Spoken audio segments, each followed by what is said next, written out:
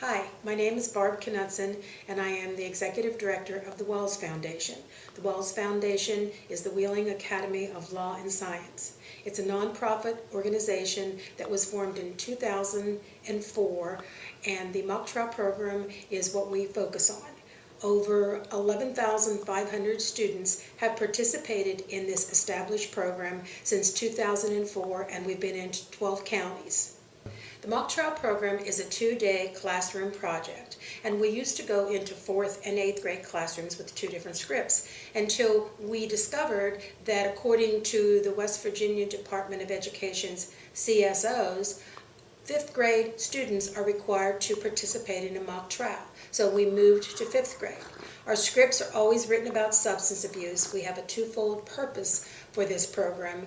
The first purpose is for the students to bring the American justice system alive, and more importantly, we educate the students about substance abuse, prescription drug abuse specifically, because it is now an epidemic in the state of West Virginia. As part of our expansion plan, we decided to have all 5th grade students from the RESA 6 area participate in the mock trial program last year. So what we had to do is we had to create a manual. It's a teacher's manual, so that the teachers could do both days themselves, so that all students in the RESA 6 area of West Virginia could participate in the mock trial program, and the teachers would have a step-by-step manual on how to do this. Doing this manual was the hardest thing I ever did, because it was creating in a book form what I'd had in my head for 9 years, but I believe we have everything covered. This year we are so excited to invite all 5th grade teachers and students to participate in the Wells Foundation mock trial program. That's over 20,000 students, so we hope you take advantage of this educational project. The first thing I think the teachers will be extremely interested in is the next generation content, standard, and objectives sheet that is here, and the #1 performance descriptor coming from the West Virginia Department of Education is that 5th grade students will assume a role in a mock trial. So that's why we have created this web-based program, so that you can take advantage and get your CSOs. So that is in your manual. That's right on the front. Once again, this is the mock trial program funded by the West Virginia Department of Health and Human Resources. Okay? The very first thing in the booklet is the table of contents. And there will actually be 2 catalogs. One will be a read-only flip type catalog that you can look through. But the one you'll want to use in downloading and printing your materials is this one, this table of contents, that when you go down through the contents, each time you get to an area, you can click on there and it will show up on your screen. So what I would suggest before I even start is that you download your manual, you read it, and print it out. It will make a lot more sense to you if you do it that way. Okay, so what we have here, I've divided this up into sections so it's not overwhelming. Some of this is just supplemental information, additional information that a lot of the teachers will want to use to prepare their students for this project. So the first part is very important. It's the teacher information. And the very first thing in teacher information is how to use your manual. So basically, like I said, you print it out and you read it over, and the first part tells you 10 easy steps for you to do your mock trial. #1, read and print out your manual. You coordinate your dates. This is very important. Coordinate your dates and the times you want to do your mock trials with the other 5th grade teachers. Come up with a list of lawyers that you would like to use. The lawyer plays the role of judge. The students play every other single role in the mock trial. So my 10 easy steps are right here. Read them over, and I even have a timeline that is included in the manual. Teacher instructions, just to go through that very quickly. I'm telling you a little bit about the project, and I'm making some suggestions. There is all contact information to get a hold of me, to get in touch with me. There is contact information in this manual, so you should never be at a point where you can't find the answer to your question. My email is in there, my telephone number is in there, and every week there is a conference call. And you can call in with your questions and we can take care of them right then. So all the students are assigned a role. All the students are assigned a role, and included in this manual is a role list. There's role descriptions, prop suggestions, timelines, what to even say to a lawyer to ask them to be part of your mock trial. The props we find are not necessary, but over the 10 years that I've been doing it, they sure make it a lot more fun. So that's what's great about coordinating this with the other 5th grade teachers. You can come up with a set of props that you can use year after year, because you can use this program year after year to get your CSO credits. Let me see here. There's a suggested timeline in here. I tell you 2 to 3 weeks prior exactly what you should do, right down to within a week prior. And then steps for day 1 and day 2. It's a 2-day project. For instance, if your social studies class is from 1 to 2 every day, you can keep it that way, and you can have your first day 1 to 2, say on a Monday, and your second day 1 to 2 on a Tuesday. Makes it very easy. Also, because you have coordinated these trials, it makes it real easy to ask the lawyer to come for more than one class. Lawyers will come for 2 or 3 classes possibly if there's no gaps in between, so keep that in mind. So your timeline is in the manual. Okay, next in the manual are the role descriptions. This is a very important part of the project because it explains the role of everyone involved, starting with myself, going into the role of the teacher, what you have to do to make this a successful program, the role of the judge, the role of the bailiff, the clerk, the state attorney and the defense attorneys, the role of the defendants, witnesses, court reporter, and jurors.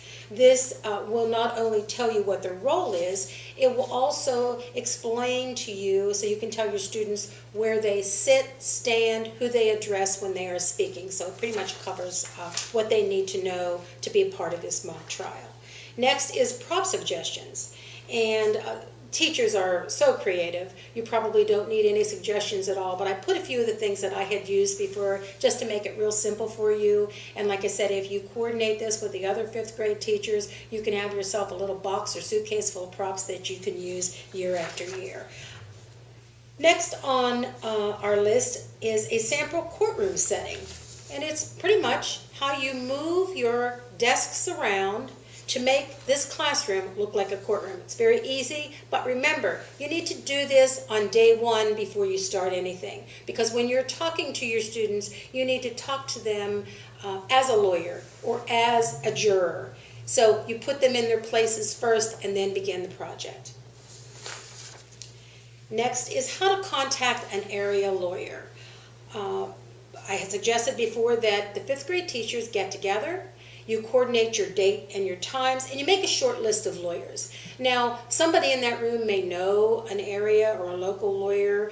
It's okay if they don't. Get out the phone book, and just start calling. Make sure that you call the lawyers to ask them to be part of your project. That's the way to go. They'll hear the excitement in your voice. You can tell them 11,500 students have participated in this established program, and this year we're inviting 20,000 more students. So they're very excited to come and participate because it's an educational project. They like to get out of the office and they love playing judge. So there's some specific instructions. I even put the verbiage down on what you can say to the lawyer to make it real simple for you. So this will help you out when you're acquiring a lawyer, and I can guarantee you, you're not going to have any problem doing so. Second tab in our manual is a list of other role instructions. These are papers that you can actually give to the bailiff. This is our bailiff instructions, our clerk instructions. We also have the juror instructions. What you need to do if you have 12 jurors is copy it 12 times and hand it out to your jurors, and then that way they will know exactly what they need to do.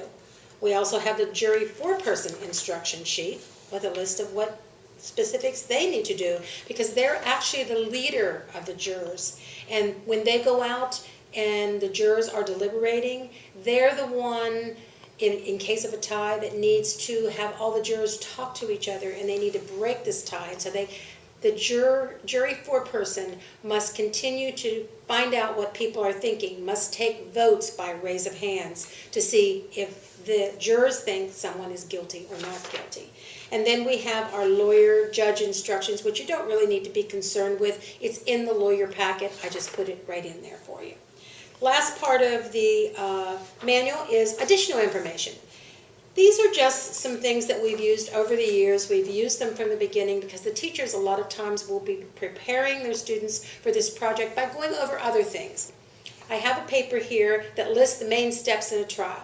Now, what's neat is these are the steps in any trial. So the students, if they learn these, it will make a lot more sense for them when they're listening to something on TV or hearing something on the radio, like closing arguments are coming up. They're going to understand the trial process a lot better. Then we have trial vocabulary. We've done this for many years, and we have used many different scripts. And these are just some words that are pertinent in the legal field that I think would be great to have your students know what these words are. So there's 3 pages of vocabulary. And then I made you up a sample press release. So you can use this 2 ways. You can call somebody to cover your trial. And a lot of times if you call a journalist, they will come and they'll bring a camera and they'll take a picture and they'll put it in the newspaper. But if nobody comes, which in some cases they can't because other things come up, you can send this press release afterwards with a picture that you have taken. And then it can therefore also still be published. So it's all ready for you to go. You just fill in your school and the dates and the times, and you can use this press release. Then I have a paper here on the drug laws in West Virginia that pertains to our specific trial. Then I have a little thank you from me. I'm very excited that you have decided to participate in this mock trial program. I think the students will learn so much more than just talking to them about the roles in a courtroom and about how dangerous prescription drug abuse can be. They're going to learn a whole lot more because you have to remember that the students are going to be the 12 jurors and they're going to decide the fate of this person in this mock trial. Okay, the next thing we have in our manual are our attachments. The first attachment are the surveys. Our anonymous pre-test survey, which you need to give the students before you talk to them about the project, and our post-test survey, which has the same questions, of course, and a few essay questions, what they learned about the mock trial, did they enjoy the mock trial, and do they better understand the consequences and the choices of making a bad decision about using prescription drugs or abusing them. The last thing in our surveys is the teacher evaluation form. It's for you. Please fill it out. Please send your teacher evaluation form and the student surveys back to me, and the address is included. Attachment 2, we have some student activities and handouts. So what we have first is the Walls Foundation activity sheet that you can give your students. We have some Mix It, some Search It, and some Read It. It talks to them about making choices, about making the right choices. And in the 5th grade, it's time for them to start making the right choices. So I think this will be very helpful. The second thing that we have in here is Visiting the Courthouse. It's a book made by the West Virginia Supreme Court of Appeals. It's a wonderful book for you, the teacher, and it's online, so all you have to do is click on it. And what you will do is you will see page after page of different activities. There's coloring activities, there's Search It, there's words. This book basically tells why a 5th grade student would be in a courtroom. It also talks about the roles of different people in the courtroom. It is a wonderful, wonderful resource. And you can pick and choose. You can pick the papers that you want and copy as many as you would like. But I think you'll really enjoy this book. The last thing that we have for your students are our paper gavel bracelets. We had gavel pencils for 10 years. I've probably handed out over 13,000 gavel pencils and the students loved them. But since the program is web-based, we needed to come up with something that could be online that the teachers could do very simply.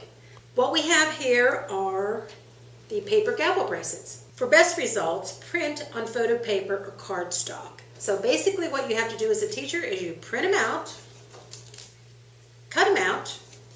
They say, I participated in a mock trial as a, they could fill in their role, maybe lawyer, juror, to knock out drugs. We think these bracelets are pretty cool, and it'll be neat to see all your students going around the school that have participated in the mock trial wearing their gavel bracelets. So print it out, cut it out, and hand it out, please. I think your students will really enjoy it. Okay, we have attachment 3. This is the complete lawyer packet. You don't have to do anything except make your little list, all right? Here's a memo. Once you have acquired your lawyer or lawyers, here's a memo. It's got everything they need to know about coming to your school.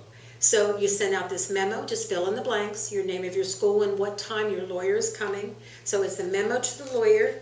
It's the lawyer-judge instruction sheet. We're sending them, of course, the script, because their part is also scripted, and a verdict form for them to look over. So everything that you need to send your lawyer is right here in attachment 3. And last we have, most importantly, we have attachment 4.